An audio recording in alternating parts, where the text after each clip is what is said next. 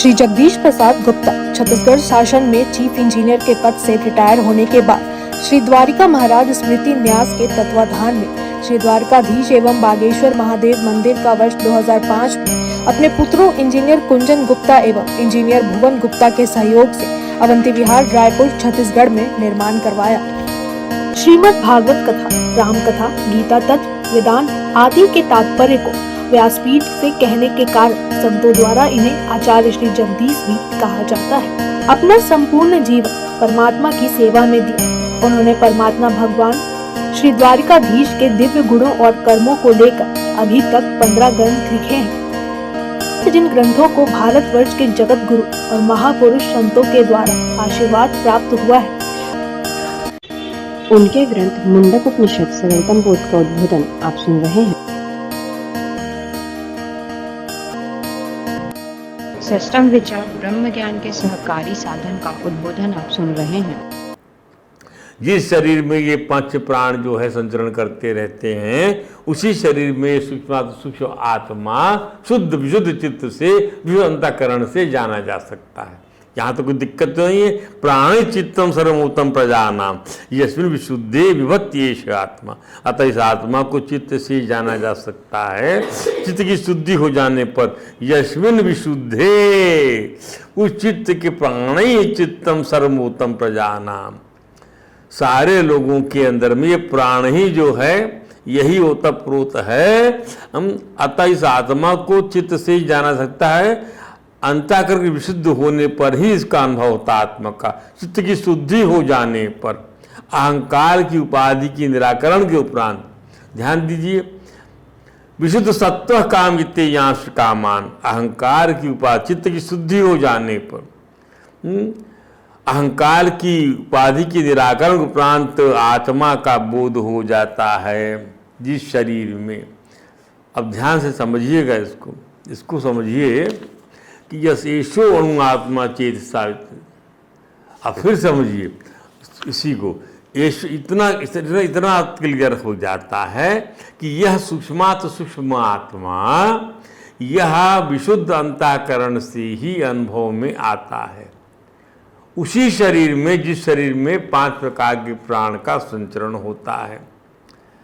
अब यहाँ कहा गया है जब ये विशुद्ध अंतःकरण वाला बन जाता है, अब जिस जिस लोक का मन से चिंतन करता है, यम यम लोकम मनसा संविभाति, ऐसा विशुद्ध सत्व वाला कामयते यांश कामान, उन लोगों को जीत लेता है।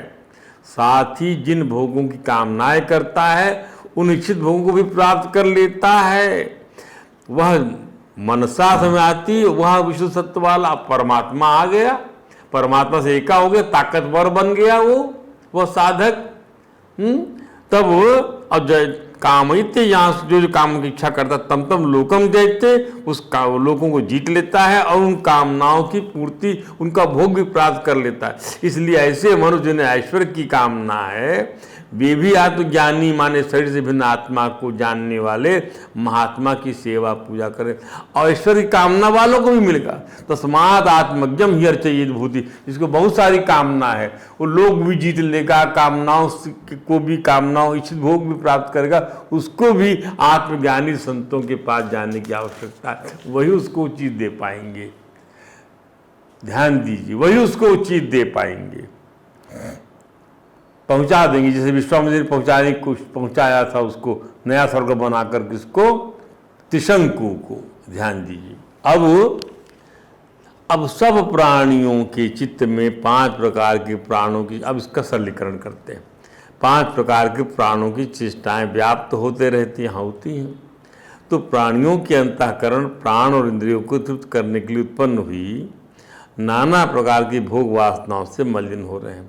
प्राणियों के अंतर प्राण और इंद्रियों को, क्योंकि प्राण को तृप्त करना है, प्राण को तृप्त करने से इंद्रिय अपने आप तृप्त होती। मुख्य उद्देश्य क्या, प्राणों को तृप्त करना है। प्राणों को आप परमात्मा से तृप्त करें तो प्राण जब भौतिक रूप उसको मानेंगे तो भौतिक चीज़ों से तृप्त करेंगे, और जब परमात्मा से तृप्त करना होगा तो उसको आंतरिक रूप से तृप्त करेंगे, वहाँ भी वो चीज़ काम करेगी। तो प्राणियों के अंतःकरण प्राण और इंद्रियों को तृप्त करने के लिए उत्पन्न हुई। इनको उत्पन्न करने के लिए नाना प्रकार की भोग वासनाएं बनाया भगवान ने, उससे मलिन हो रहे हैं, क्षुब्ध हो रहे हैं प्राण और इंद्रियां। अतः परमात्मा ऐसे सभी लोगों की जानने में कैसे आ सकते? जब चित्त मलिन वासनाओं से निर्विषय हो जाएगा तब ऐसे मल रहित विक्षिप्त चित्त में, जहाँ चित्त में चंचलता नहीं है, अर्थात अंतःकरण विशुद्ध होने पर यह आत्मा सब प्रकार से समर्थ होता है। अतः यदि भोगों से विरक्त होकर यह अंतःकरण परमात्मा के चिंतन में लग जाता है तो परमात्मा को प्राप्त कर लेता है। यदि भोगों को की कामना करता है तो इस भोगों को प्राप्त कर लेता है। तो विशुद्ध अंतःकरण, फिर बोलते हैं विशुद्ध अंतःकरण वाला जिस लोक का मन से चिंतन करता है उन लोगों को जीत लेता है। साथ ही जिन भोगों की कामनाएं करता है उन इच्छित भोगों को भी प्राप्त कर लेता है। इसीलिए ऐसे मनुष्य जिन्हें ऐश्वर्य की कामना है वे भी आत्मज्ञानी माने शरीर से भिन्न आत्मा को जानने वाले अर्थात आत्मज्ञ लोगों को, आत्मज्ञानी पुरुष को, ब्रह्मज्ञानी पुरुष की महात्मा की सेवा पूजा करते हैं। महसेवा ही द्वारा माहु मुक्त है। तो दूसरे शब्दों में विशुद्ध अंतःकरण वाला मनुष्य यदि भोगों से सर्वथा विरक्त होकर अपने निर्मल अंतःकरण द्वारा निरंतर पर ब्रह्म परमेश्वर का ध्यान करता है तब तो उन्हें प्राप्त कर लेता है। जैसा कि मंत्र 8 में कहा गया, इसी मंत्र में कहा गया है, जैसे 8 कहा गया कि तम पश्यते निष्कलम ध्यायमाना। परंतु यदि वह सर्वथा निष्काम नहीं होता, चित्त में विषय वासना बची रहती है, तो वह जिन जिन लोगों का मन से चिंतन करता उन लोगों में जाता है तथा जिन जिन लोगों को चाहता है उनको फल प्राप्त करता है। इसलिए ऐश्वर्य की कामना वाले मनुष्य को भी विशुद्ध अंतःकरण करना वाला होना चाहिए, क्योंकि विशुद्ध अंतःकरण वाला आत्मज्ञानी अपने लिए और दूसरों के लिए भी जो जो कामना करता है वो पूर्ण हो जाती है। अब इन मंत्रों की हम जो है पद वाइज इसकी विवेचना करते हैं। आत्मज्ञम घर चयेद भूति कामा जिसमें आया है क्या कि तम तम विशुद्ध सत्व काम्यते यांश कामान तम तम लोकम जयते तांश कामान तस्मात् आत्मज्ञम घर चयेद। इसीलिए आत्मज्ञम हर भूति काम, भूति माने कामनाओं की विविध नाना प्रकार की विभिन्न किस्म की तृप्त कर देने वाली इस लोक परलोक समस्त कामनाओं की पूर्ति के लिए अर्चयेत करना चाहिए। किसको? उसको आत्मज्ञ की आराधना अर्चना करना चाहिए। और वास्तव में छुपा हुआ लक्ष्यार्थ तो आत्मज्ञ भगवान के सिवाय कोई नहीं है जी, जो इच्छा पूर्ति कर सके। आत्मज्ञ उन्हीं के लिए कहा गया है। एक महापुरुष थोड़ा सा काम कर सकता है, लेकिन नहीं, वो परमात्मा जो है सब कुछ कर सकता है। वही इसका अर्थ है यहाँ पर। जिसको आत्मा का यथार्थ ज्ञान है उसकी पूजा अर्चना समस्त ऐश्वर्य को प्रदान करती है। भगवान श्री कृष्ण ने जो परात्पर परब्रह्म है, गीता में कहते हैं विषया विनिवर्तंत निराहारस देहिना रस वर्जम। इंद्रियों को विषयों का सेवन न करने वाले मनुष्य का मन तो विषयों से निवृत्त हो जाता है।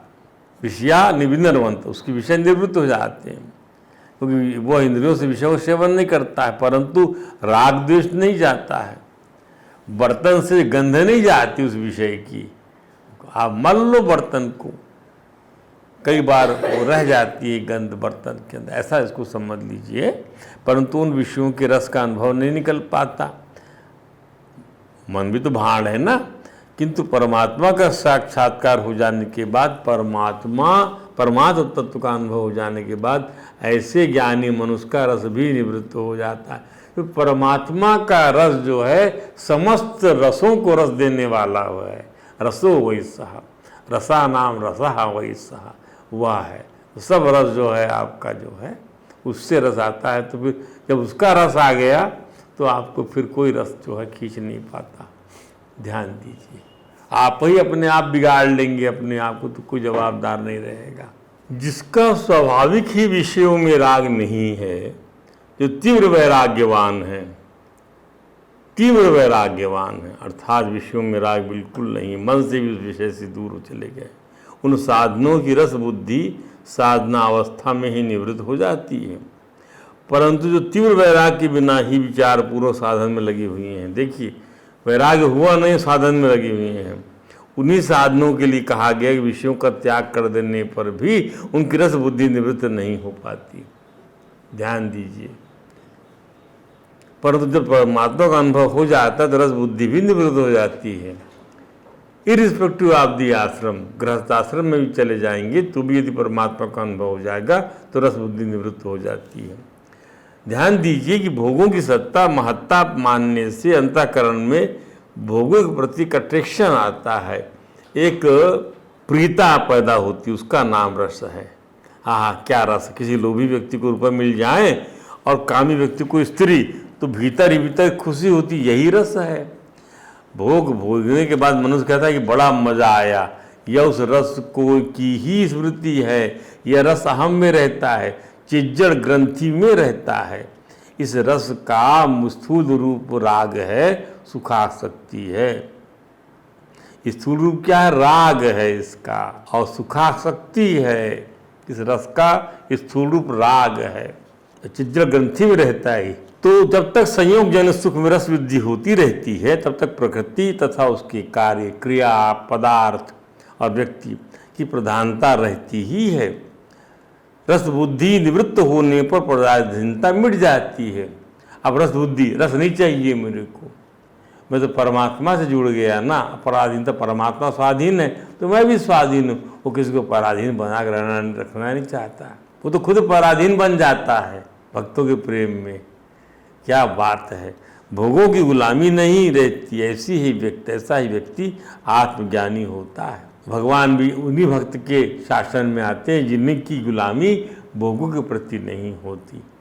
ध्यान दीजिए, भोगों की गुलामी मानने वाला उसके अंदर थोड़ी आते हैं ठाकुर जी, ये इसका अर्थ है।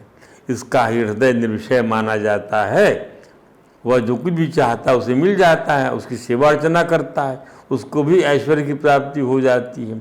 हाँ, यदि वह पूर्ण रूप से निष्काम न भी हुआ, उसकी रस बुद्धि न भी गई हो, तो भी वह अपने अंतःकरण की विशुद्धि के लिए की गई साधना से जिन लोगों का चिंतन करता है उनको प्राप्त करता है, और उसकी आगे की यात्रा ब्रह्म की नूतन सृष्टि से पुनः आरंभ हो जाती है।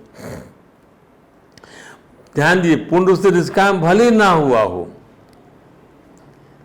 उसकी रस बुद्धि ना भी गई तो भी वो अपने अंतःकरण की विशुद्धि के लिए की साधना से जिन लोग चिंतन करता है उनको प्राप्त हो जाती है। जो बोलता है वो सिद्ध हो जाता है। इसका सरलार समझिए, उत्कट वैराग्य क्या है? स्वरूपानंद का साक्षात्कार ही विषयों की वासना रूप से भी राग, विषयों में वासना रूप से ही राग को नहीं रहने देता। संकुचित वैराग्य विचार के बाद असंकुचित हो जाता है। पूर्व में संकुचित विचार वैराग्य, विचार के बाद असंकुचित हो जाता है। पूर्व में संकुचित विचार वैराग्य, असंकुचित हो जाता है। इसलिए अभ्यास और वैराग्य के द्वारा मन का भली भांति विरोध करके यदि कोई विचार करता है तो उससे अवश्य बोध की प्राप्ति होती है। ईशो अणु आत्मा, जो मंत्र कह रहा है मुंडक का कि ईशो अणु आत्मा चेतसा वेतव्यो, से यही आशय है कि मन का निरोध बुद्धि में हो, अब बुद्धि का चित्त में और चित्त का परमात्मा के अहम में, तो आत्मा का परमात्मा से तादात्म्य का अनुभव हो जाता है। यही अवस्था विशुद्ध अंतःकरण की है।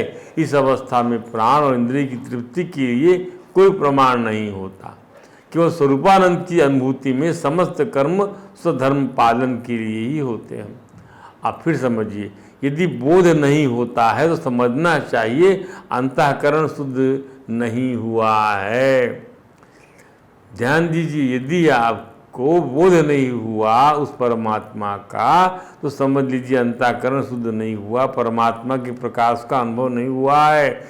बोध नहीं हुआ, समझना चाहिए कि वैराग्य रूप साधन पूर्ण नहीं हुआ है, और उसको दृढ़ करने के लिए प्रयत्न करना चाहिए। इस प्रकार आत्म साक्षात्कार रूप बोध हो जाने पर उपरति रूप उसका फल भी अवश्य ही प्राप्त होता है। उपरति उसका फल है।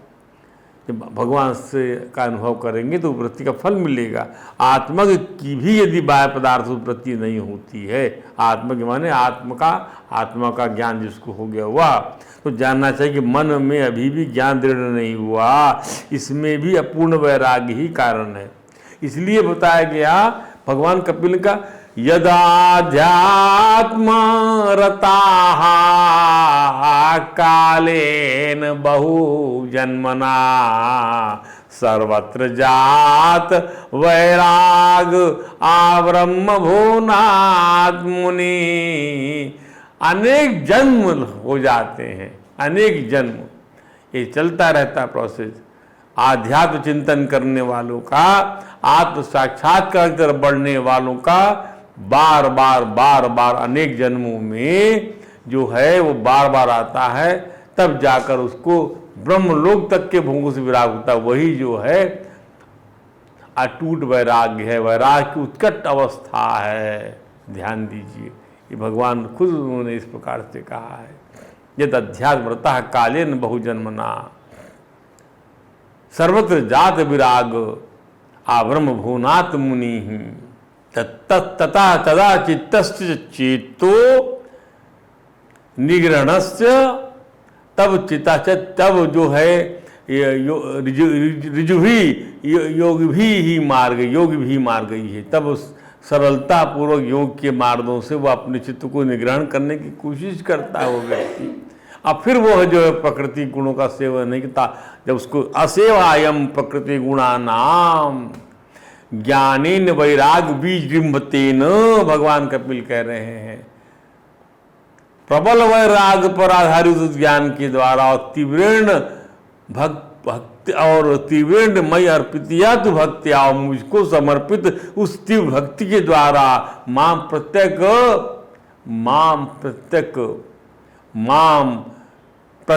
इहा वृंधे माम, मुझे प्रत्यक्ष कर लेता है मुझको वह। इसलिए इसका बड़ा महत्व है इस चीज का। तो जानना चाहिए कि मन में भी ज्ञान दृढ़ नहीं हुआ, इसमें भी अपूर्ण वैराग्य ही कारण है। भाव यह है कि दृढ़ वैराग्य ही कारण है।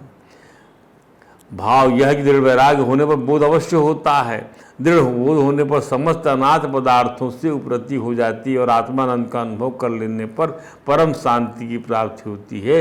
यही उपरति का फल है। ज्ञानी का कोई कर्तव्य अवशिष्ट नहीं रहता।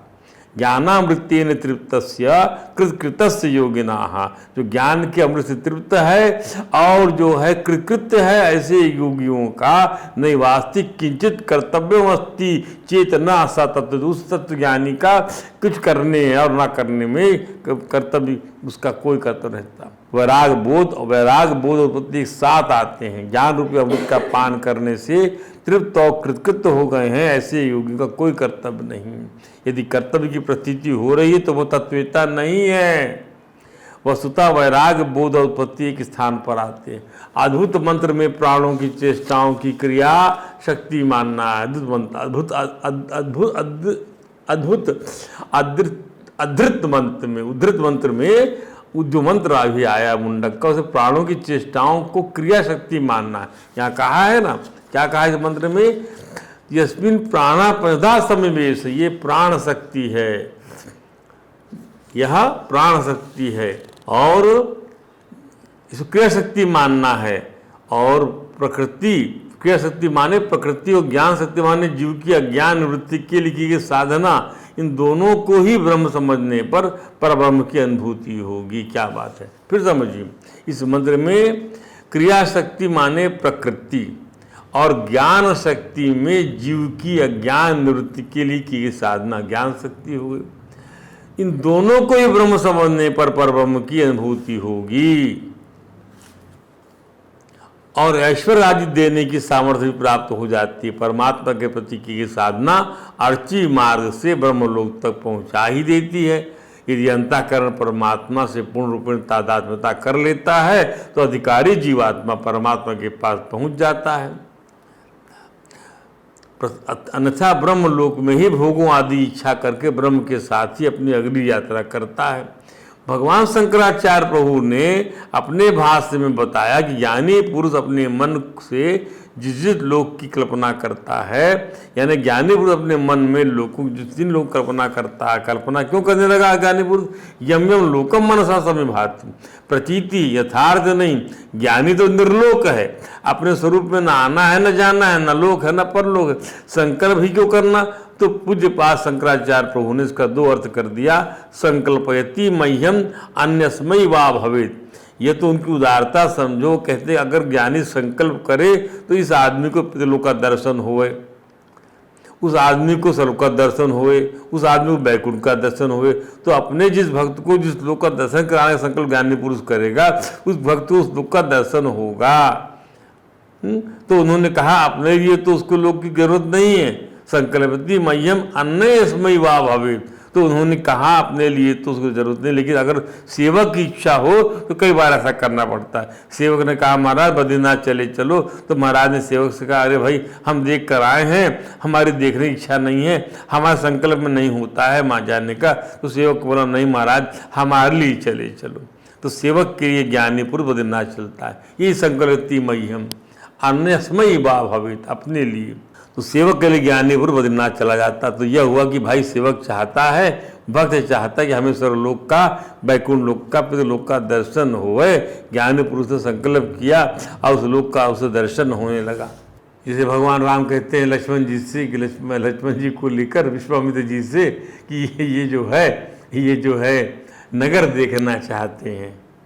सभी लोग भगवान पुष्पाटिका में विश्वामित्र जी, तो भगवान क्या देखें, तो सेवक के भाव से भगवान जो है देखना चाहते हैं नगर है पुष्पाटिका। स्वामी अखंडानंद जी ने विद्यारण्य स्वामी के भाष को उदित करते हुए कहा ज्ञानी हो गए तो कोई पत्थर थोड़ी हो गए, उसके मन में इच्छा ही ना हो, वेदांत का संस्कार ना हो। ऐसा सोचते हैं लोग, समझदारी की कमी से ऐसा सोचते हैं लोग। क्यों कमी है? अरे ज्ञान जो है इस अविद्या की निवृत्ति करने के लिए होता है, अंतःकरण संस्कार तो रहते ही हैं।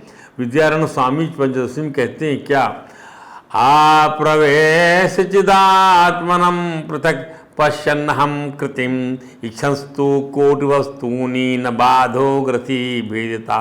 चिदात्मा को अहंकार के साथ न मिलाकर उसे अहंकार से पृथक देखने वाला पुरुष करोड़ों वस्तुओं की इच्छा करते रहने के कारण हृदय ग्रंथि से बाध के योग्य नहीं होता। चिदात्मा से अहंकार नहीं मिला रहा है, अहंकार अलग है। फिर क्या करोड़ों पुरुष करोड़ों से इच्छा करे तो भी वह हृदय ग्रंथि से बाध के योग्य नहीं होता, कोई ग्रंथि नहीं बनती उसके अंदर में। भगवान शंकर ने कहा अहंकार का अध्यास तीन प्रकार का, सहज अध्यास, दूसरा कर्मज अहंकार और तीसरा भ्रमज अध्यास। ध्यान दीजिए चिदाभास और अहंकार का सहज संबंध है, चिदाभास और अहंकार का। अहंकार की वृत्ति उत्पन्न होगी तो उसके साथ चिदाभास भी होगा, उत्पन्न होगा। अहंकार का शरीर से अध्यास कर्मज है और कर्म क्षीण होने पर भी यह संबंध समाप्त हो जाएगा। अहंकार चिदाभास का अध्यास अज्ञानजन्य है, अज्ञान नष्ट होते ही अहंकार चिदात्मा अलग हो जाएगा। अब अहम वृत्ति को दृश्य रूप में देखता है, यही वृत्तावस्था, यही मुक्तावस्था। आम वृत्ति को दृश्य रूप में देखिए, यही मुक्तावस्था। क्या बात है! मुक्त पुरुष के मन में इच्छा उत्पन्न हो सकती हैं, इसका कारण प्रारब्ध है। भगवान ने कहा इच्छाओं कारण उसकी मुक्ति में कोई बाधा नहीं आती। भगवान ने कहा गीता में यस ना अहंकृतो भावो बुद्धि यस ना लिप्यते। जिसके अंदर अहंकार का भाव नहीं है, जिसकी बुद्धि में संसार लिपायमान नहीं है, वह सब लोगों को मारकर भी न मारता है न पाप में बनता है। ध्यान दीजिए, यहाँ नाहंकृत भाव का तात्पर्य चिदात्मा का अहंकार से तादात्म्य ना होना ही है। अब विशुद्ध, इस मंत्र में विशुद्ध सत्य आया है। इसका क्या अर्थ है? ज्ञानी माने जिसका अंतःकरण शुद्ध है, माने उसने सत्य का शोधन कर लिया है, माने वो जानता है कि यह मरना जीना कुछ नहीं है। समुद्र की लहरों को देखें, कभी तरंग उठती है, कभी शांत हो जाती है, कभी ज्वार उठता है तो कभी भाटा होता है। तो ज्ञानी पुरुष को समुद्र के ज्वार भाटे का विज्ञान मालूम है, माने वह ज्वार भाटे के दृश्य में अपने अंतःकरण का अभिनिवेश नहीं करता। एक दृष्टांत और समझिए कि ज्ञानी पुरुष किस प्रकार अपने चित्त का विनिवेश करने से बचता है। अरे स्त्रियों को देखिए, जब ये मर्दों से रूठ जाती हैं और उठने पर वे कहती हैं तुम्हारा मुंह नहीं देखेंगे, मायके चले जाएंगे, कुएं में कूद जाएंगी, मर जाएंगी आदि। लेकिन वह तो एक ज्वार होता है, समय पाकर शांत हो जाता है और वही पति प्यारा लगने लगता है। तो ज्ञानी पुरुष जानते थोड़ी देर में से स्त्री का क्रोधावेश शांत हो जाएगा, वह नाचेगी और गाएगी भी, उसका यह मनोभाव थोड़ी देर के लिए। तो स्वामी अखंडानंद जी ने इस अभिनिवेश को घी के उदाहरण से समझाया। घी कभी जम जाता है, गर्मी पड़ती तो पिघल जाता है, गर्मी लगी तो पिघल गया, ठंड लगी जम गया। ऐसे ही अंतःकरण का भाव है।